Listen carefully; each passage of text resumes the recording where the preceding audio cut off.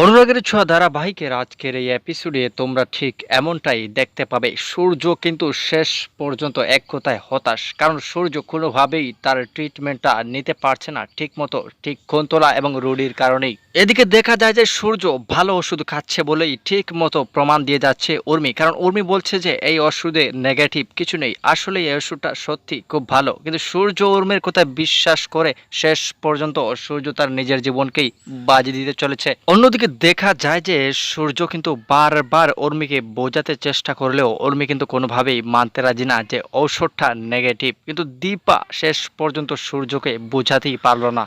অন্যদিকে দেখা যায় যে যেই সোনা এতদিন উর্মির বিরুদ্ধে ছিল, সেই সোনা এখন দেখা যায় যে দীপার বিরুদ্ধেই লড়াই করছে, কারণ উর্মি কিন্তু সোনাকেই কিনে ফেলেছে। তবে সোনা নিজ মায়ের সাথে এমন আচরণ করবে তা দীপা কখনো ভাবেনি, কারণ দীপা যে বুঝতেই পারছে যে এটা উর্মির ষড়যন্ত্র। তবে কি পারবে দীপা উর্মির ষড়যন্ত্র থেকে বাঁচতে?